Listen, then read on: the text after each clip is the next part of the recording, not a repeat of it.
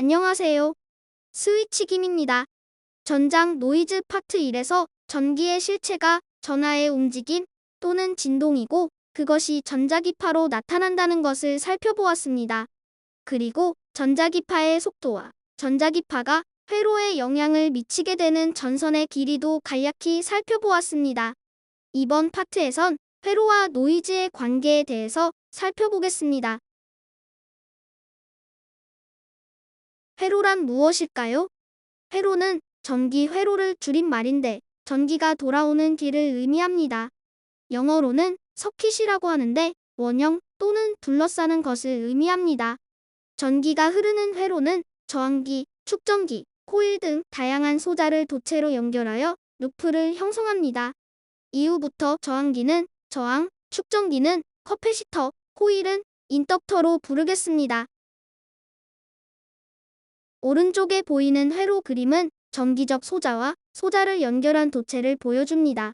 스위치가 켜지면 루프를 형성하게 됩니다. 부하는 소스와 두 개의 도체로 연결이 됩니다.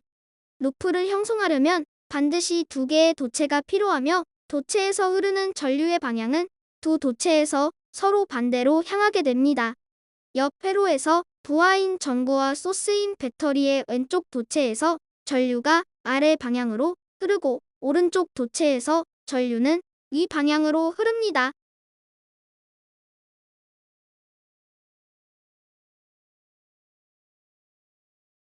전기를 전달하는데 사용되는 전류 유형은 크게 두 가지입니다.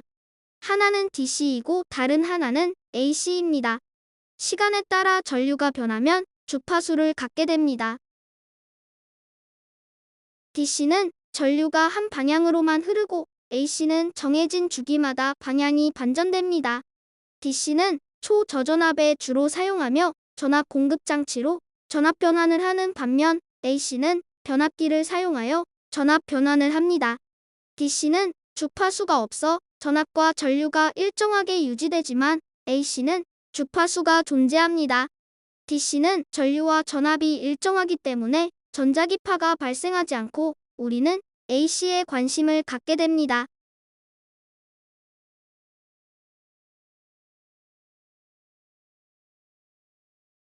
전자 또는 전자기장에 영향을 주는 물리적 요소는 크게 세 가지로 분류할 수 있습니다. 첫째 요소는 능동 부품입니다. 능동 부품은 파워를 회로에 주입할 수 있는데 대표적인 것이 트랜지스터와 다이오드입니다. 두 번째 요소는 수동 부품입니다. 수동 부품은 에너지를 주입할 수 없고 에너지에 반응을 합니다. 마지막 요소는 전자기계 부품입니다. 전기가 사용되어 기계적인 동작을 합니다. 모터, 릴레이 등이 대표적입니다.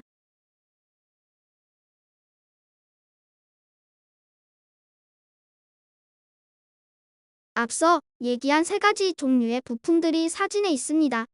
노이즈 분석을 위해서 수동 부품에 초점을 맞춰 그 특성을 알아보겠습니다.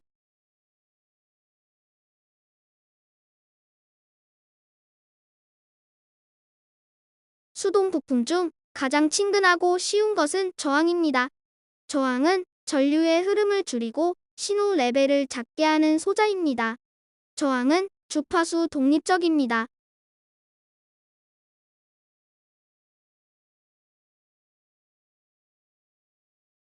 커패시터는 두 도체 사이에 전기 에너지를 저장하는 소자입니다.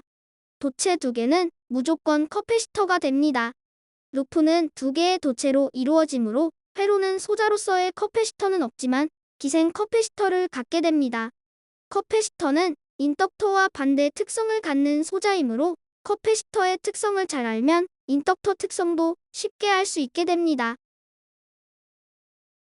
커패시터는 짧은 시간 동안에 단락회로처럼 보이지만 시간이 지나면 개방회로처럼 보입니다. AC는 통과시키고 DC는 차단합니다. 커패시터를 흐르는 전류는 커패시턴스 그리고 전압이 얼마나 빨리 변하는지에 비례합니다.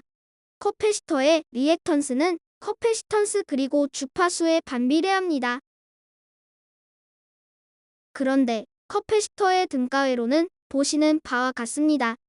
의도된 커패시터가 있고 기생 인덕터 ESL과 기생 저항 ESR이 직렬로 연결된 형태입니다. 이 등가 회로의 임피던스 그래프는 보시는 바와 같습니다. 낮은 주파수에서 커패시터처럼 행동하다가 공진 주파수를 넘어서면 인덕터처럼 행동합니다.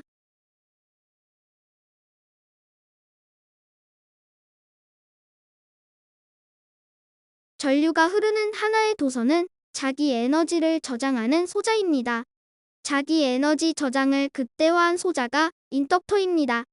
인덕터가 아니더라도 모든 도선은 기생 인덕터입니다. 인덕터는 커패시터와 반대로 짧은 시간 동안에 개방회로처럼 보이지만 시간이 지나면 단락회로처럼 보입니다. DC는 통과시키고 AC는 차단합니다. 인덕터에 걸리는 전압은 인덕턴스 그리고 전류가 얼마나 빨리 변하는지에 비례합니다. 인덕터의 리액턴스는 주파수 그리고 인덕턴스에 비례합니다. 인덕터의 등가회로는 보시는 바와 같습니다. 의도된 인덕터의 병렬로 기생 커패시터가 연결되고 직렬로 기생 저항이 연결된 형태입니다. 등가 회로의 임피던스 그래프는 보시는 바와 같습니다. 커패시터와 정반대입니다. 낮은 주파수에서는 인덕터처럼 보이다가 공진 주파수를 넘어서면 커패시터처럼 행동합니다.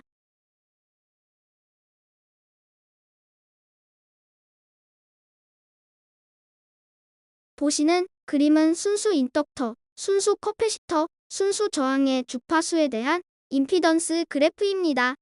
저항은 주파수와 관계가 없고 인덕터는 주파수가 올라갈수록 임피던스가 커집니다. 전류 흐름을 억누릅니다. 반면 커패시터는 주파수가 올라갈수록 임피던스가 낮아져 전류가 더 잘 흐르게 됩니다. 의도적으로 구현된 커패시터나 인덕터 소자는 위 세 개의 조합으로 만들어지며 공진 주파수 이하에서는 의도대로 작동하지만 그보다 높은 주파수에서는 의도와 반대되는 현상이 나타납니다. 이미 전 두 슬라이드에서 살펴본 그래프와 같습니다.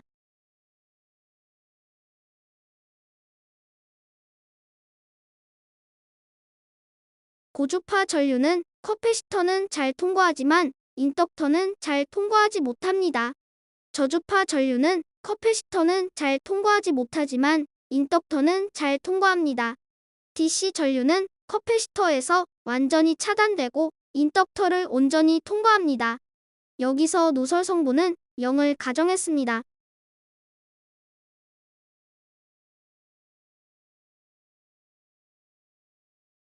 커패시터의 전류와 전압 관계를 살펴보겠습니다.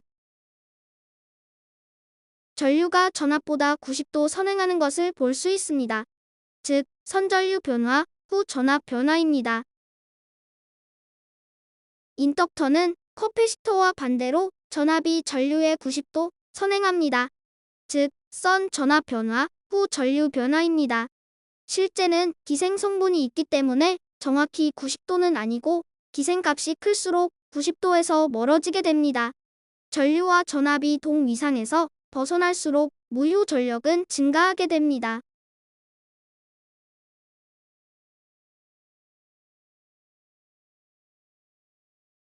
전류가 흐르는 모든 도체는 저항, 커패시터, 그리고 인덕터 등 수동 소자 요소의 조합으로 등가, 모델링 할 수 있습니다.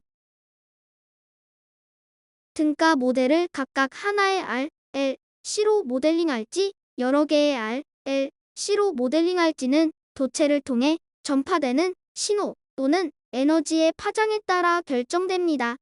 파장이 길면 하나의 RLC로 모델링 가능한데 이런 모델을 럼프트 모델이라고 합니다. 파장이 도체 길이에 비해 짧으면 여러 개의 RLC로 모델링해야 하는데 이런 모델을 디스트리뷰티드 모델이라고 합니다. 파장은 광속을 주파수로 나눈 것입니다. 주파수가 높으면 파장은 짧아집니다. 60Hz에서 전자기파의 파장은 5000km입니다.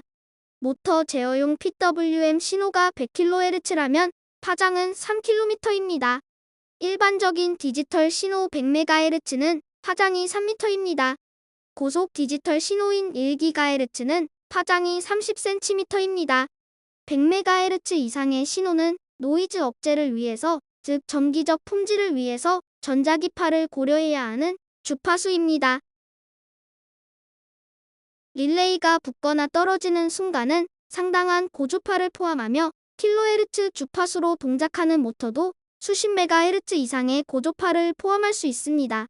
따라서 부품의 동작 주파수 자체는 노이즈와 거리가 있어도 동작과 관련하여 노이즈를 유발하기에 충분한 주파수 성분을 포함하게 됩니다.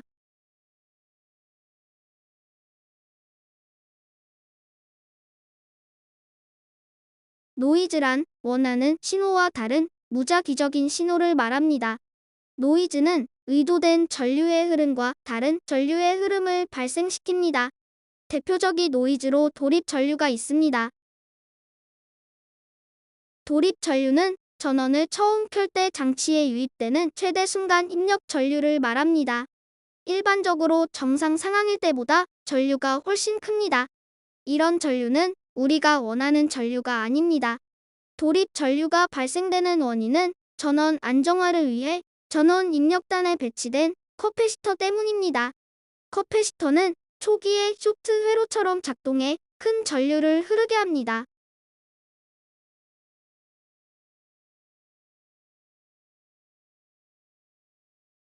대표적인 두 번째 노이즈는 인덕터에서 발생하는 전압 상승입니다. 인덕터에 흐르는 전류가 변하면 인덕터에 자기 에너지가 저장되거나 방출됩니다. 에너지의 변동은 자기장의 변화이며 자기장의 변화는 전류의 변화를 억제하는 방향으로 전압을 유도합니다. 아래 회로에서 스위치를 켰다가 끄면 오른쪽 상단처럼 파란 구형파 모양의 전압이 인덕터에 인가됩니다. 그러면 인덕터에 보라색 사다리꼴 모양의 전류가 흐르게 됩니다. 전류가 변하는 두 개의 구간에서 오른쪽 하단 녹색처럼 변화를 억제하는 방향으로 전압이 인덕터에 유도됩니다. 인덕터 소자를 경유하는 경로에서 스위칭 동작이 일어날 때 자기 유도에 의해 발생되는 전압이 노이즈의 주요 원인입니다. 따라서 인덕터를 기본 요소로 갖고 있는 모터나 릴레이 같은 장치는 쉽게 노이즈를 유발할 수 있습니다. 그리고 의도치 않은 큰 기생 인덕터는 해결하기 어려운 노이즈로 베일에 가려지기 쉽습니다.